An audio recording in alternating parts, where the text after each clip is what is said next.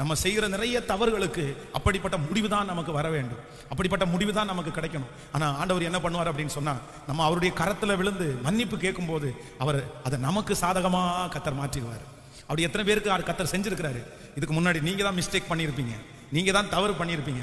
ஆனா அது உங்களுக்கு என்னவா மாறிடும் அப்படின்னா, உங்களுக்கு அது சாதகமா, உங்களுக்கு பாதகமா மாற வேண்டிய நிறைய உங்களுக்கு என்னவா மாறும் அப்படின்னா அப்படியே சாதகமா மாறும். அவரை போல நல்ல தெய்வம் ஒருவருமே இல்லை. ஹல்லேலூயா. அவர் எத்தனை நல்லவர். கையை உயர்த்தி, நான் உங்களை நம்புறேன் ஆண்டவரே, இந்த முடிவு எனக்கு சாதகமாய் மாறப்போகிறது, என்னுடைய பிள்ளையினுடைய முடிவு சாதகமாய் மாறப்போகிறது. அவனை மன்னித்து விடும் ஆண்டவரே, அவளை மன்னித்து விடும் ஆண்டவரே. ஆண்டவரே, எனக்கு தெரியும் அவர் செய்த பாவத்திற்கு, அவள் செய்த மீறுதலுக்கு இதுதான் தண்டனைன்னு எனக்கு தெரியும் ஆண்டவரே. இதுதான் அவளுக்கு தண்டனை கொடுக்க, இந்த தண்டனை தான் கிடைக்கும்.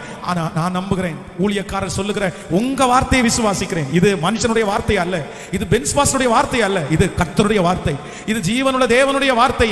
உங்கள் பேரில் நினைத்திருக்கிற நினைவுகளை நான் அறிந்திருக்கிறேன், உங்களுக்கு பேர் ஒரு முடிவை நான் வச்சிருக்கிறேன். அது நல்ல முடிவுன்னு நீங்க சொன்னீங்கல்ல. இப்போ கரங்களை தட்டும் போது, ஜெபிக்கும் போது, இந்த சத்தத்தை கேட்கும் போது, ஹல்லேலூயா, அந்த முடிவு சாதகமாவதாக. இயேசுவின் நாமத்தினால அந்த முடிவு சாதகமாவதாக. எங்கள் பிள்ளைகளுக்கு விரோதமாக இருக்கிற தீமையான முடிவுகள் மாறி இப்பொழுது அது நன்மையான முடிவுகளாய் மாறுவதாக, மாறுவதாக, மாறுவதாக. ஹல்லேலூயா.